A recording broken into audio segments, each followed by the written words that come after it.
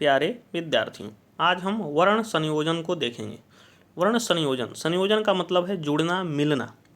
दो वर्णों के मिलने को वर्ण संयोग कहते हैं और मिलाने की प्रक्रिया को संयोजन कहते हैं। आपने देखा होगा कि हमारे पास दो तरह के वर्ण हैं, एक स्वर है और एक व्यंजन है।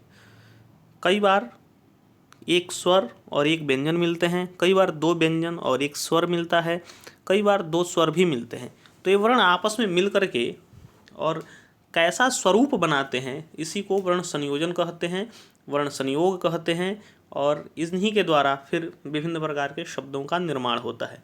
जैसे क में अ मिलता है तो क में आ मिलेगा का, क में ई मिलेगी की, क में बड़ी ई मिलेगी की, च में ए मिलेगा चे, त में ई मिलेगी ती, प में ओ मिलेगा पो, न अ ई नई, क आ का, त उ तू।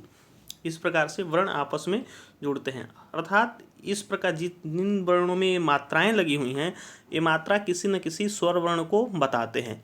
तो जब भी किसी व्यंजन वर्ण में कोई मात्रा लगी हो तो यह समझना चाहिए कि उस व्यंजन वर्ण में लगने वाली मात्रा उस व्यंजन वर्ण के बाद आया है। आप इन सभी में देखेंगे कि पहले व्यंजन है, फिर वह स्वर वर्ण जुड़ा हुआ है जो मात्रा के रूप में हमें दिखाई देता है। आगे और देखते हैं।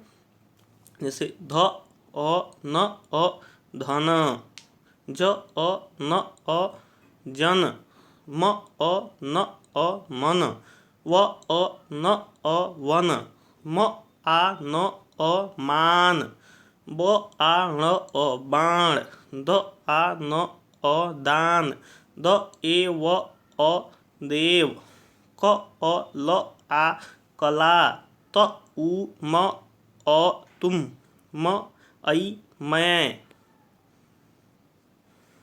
ये सभी वर्णों को मिल करके विभिन्न शब्द बने हुए हैं। आप इनको ध्यान से देखिए और भी आगे देखिए। क द आ कदा, त अ द आ तदा, स अ द आ सदा, व ई द य आ विद्या, श र ई श्री, स उ ख ई सुखी, ज अ ल अ म जलम, स थ आ ल ई स्थाली। इस प्रकार से ये सभी वर्ण संयोजन हैं। आपको इनको अपने कॉपी में बार बार लिख करके अभ्यास करना चाहिए और किसी भी पुस्तक के जो हिंदी में लिखे हुए शब्द हैं उन शब्दों से व्यंजन वर्णों को और स्वर वर्णों को अलग करने का प्रयास करके, अभ्यास करके जानने का प्रयास करना चाहिए कि कौन से व्यंजन वर्ण में कौन सा स्वर वर्ण जुड़ा हुआ है और उसका स्वरूप क्या है। इस वीडियो को 2-3 बार देखिए जिससे आप अच्छे से समझ जाएं और अपने घर पर कोई भी हिंदी की पुस्तक उठा करके जो भी शब्द मिले उन शब्दों में व्यंजन और स्वर को अलग अलग करने का प्रयास करें, जिससे आप इसमें दक्ष हो सकते हैं बहुत जल्दी ही। बहुत बहुत धन्यवाद।